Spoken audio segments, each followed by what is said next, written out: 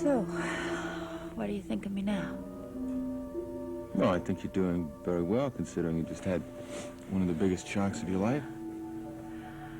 If a Martian had landed in the French yard, I'm sure I would have handled it better. Honey, you can't blame yourself. You haven't seen him since he was a little baby.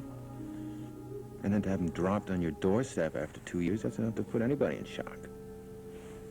I don't know what to say to him. You'll think of something.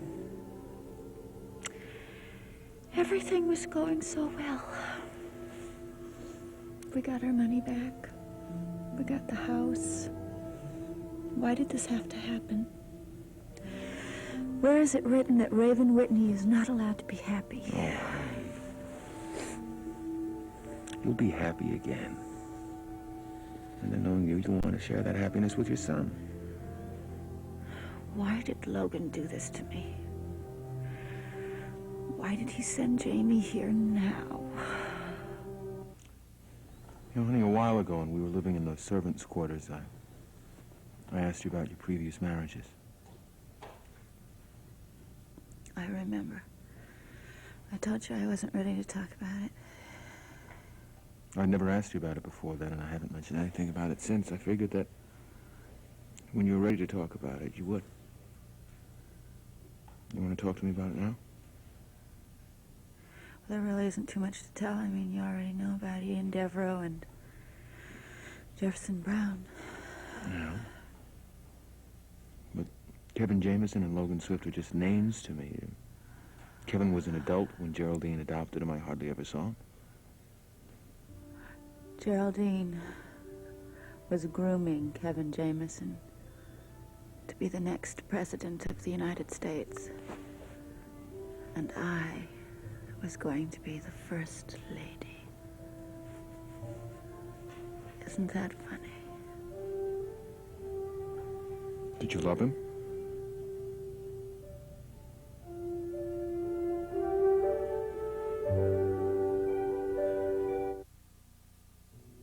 You see, Kevin spent a lot more time sleeping on a 747 than he did in our own bedroom. Geraldine said that a good politician was born on the road. So I was just supposed to be a good little wife, grin and bear it. How did you meet Logan? Oh, it really wasn't important. I mean, I met him on one night, went out with him on another night. Didn't mean anything. I just didn't give a damn what I did, just so long as I didn't have to do it alone. That's when you became pregnant with Jamie. When I found that I couldn't hide it anymore, I decided I was going to tell Kevin that it was his baby. And then I found out that Kevin was sterile.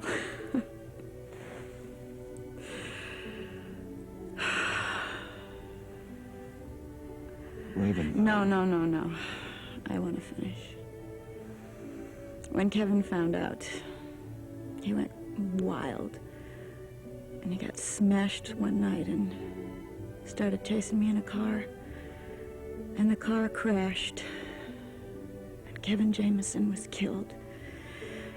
And Geraldine told me that she would never forgive me.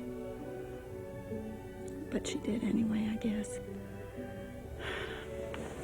So now you know. You feel better? Now that you know what a bad person I was? Honey. We've all done things that we're not terribly proud of, honey. And whatever you did for whatever reasons, that was in the past. You're not bad. It's not like you're a bad person. Oh, no. I'll always be bad. It's in the blood. Tell me about Logan Swift. Look up the word ego in the dictionary. You'll find his picture. Arrogant, proud. Our marriage was a disaster before we even got started. That's it? Believe me, the marriage was a joke. I only started going out with him just for a fling, you know, just to relieve my boredom. How everything turned out the way it did, I'll never know. Did he love you? Yes, he did. But you know how he feels about me now. I mean, the fact that you had to be there when Mrs. DeGroot told the story was no accident. She said that she was acting on his orders. Yeah. Because he was afraid I wouldn't take Jamie back.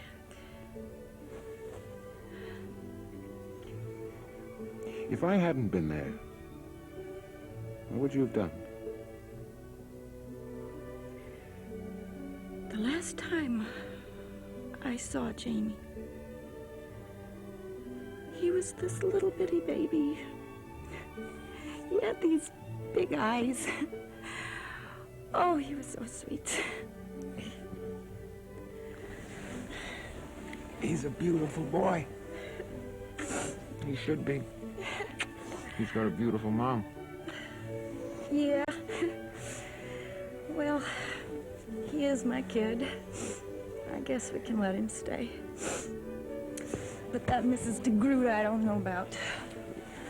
Yeah, well, who knows? You may need her help. I mean, you don't have much experience in this sort of thing. Hey, I'm his mother. I don't need any experience. And if that Mrs. DeGroot doesn't watch it, she's gonna get buried underneath the gazebo.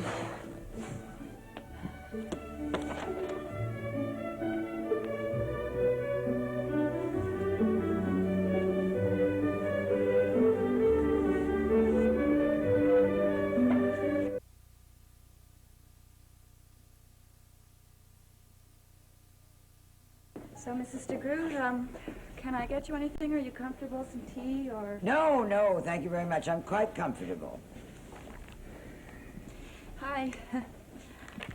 How you doing? You like your books? They're okay. Yeah. What about your toy? Where's my dad?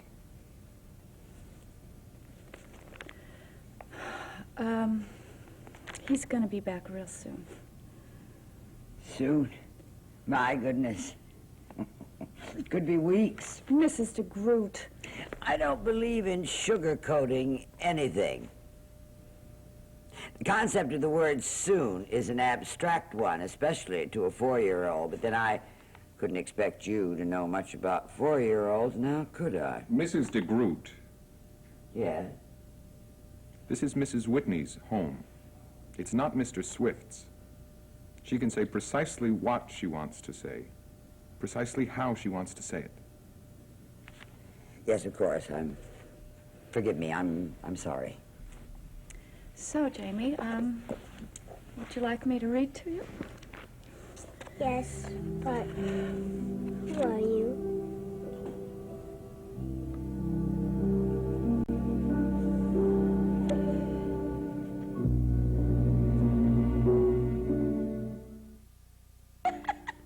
All right, I'm gonna Come on, do it. I'm come gonna on. do this one. Come on. No, I am.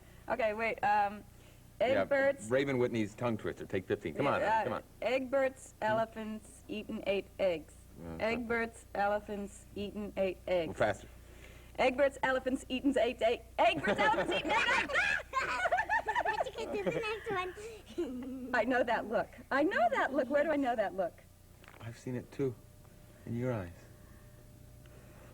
What's the next one? She sells seashells by the seashore.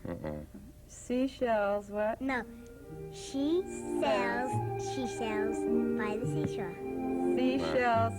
You can do She sells seashells by the seashore. Seashells, seashells by the seashore. She sells. Why am I doing this? She sells seashells. What is it? She sells seashells by the seashore. Seashells, seashells. She sells. She sells. She sells Seashells. by the seashore.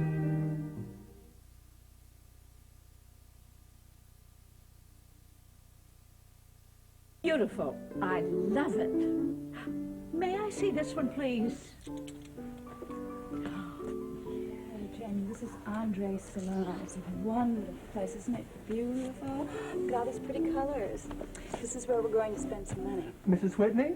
Welcome. We haven't seen you for a long time. Yes, I know. I've been very busy helping the poor. Is this a dive? No, darling. This is not a dive. Like I said, this is where we spend money. Daddy says that's bad. Well, that's because Daddy doesn't understand the joy of spending money. He never did. Oh, Raven, darling, how wonderful to see you. Oh, it's so good to be here. This is my little friend, Jamie. Charmed, I'm sure. You know, I always did love younger men. So you just sit there and be quiet and have a good time. What have you got for me? This entire rack has just arrived from Paris. Rack? I never buy from a rack. Of course not, darling. Ralph! Show her the spring wine. Good. Now, Andre, I want you to tell me that no woman alive has ever seen any of these creations. Oh, darling, you are my most cherished customer, I swear it. Oh, good. See, Jamie, isn't this fun?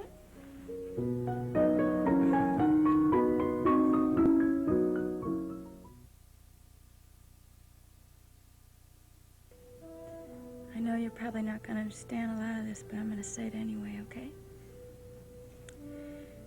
A long time ago, your dad and I lived together, and we had this big fight. And then he took you away. I didn't keep you. But it wasn't because I didn't like you, because I didn't know you then.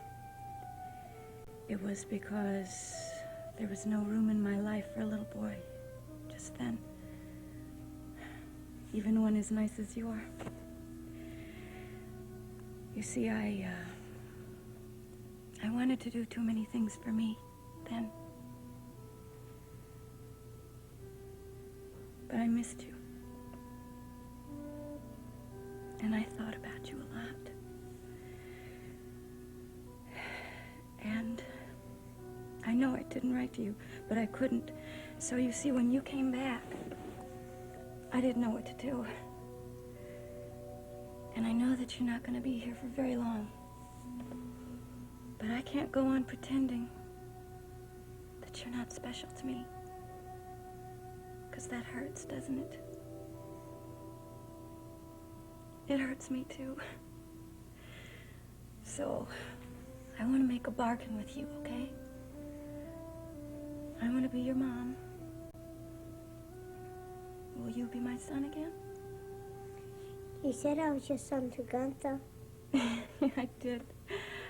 When you played that trick and you scared Mrs. DeGroot out of the house. Was that bad?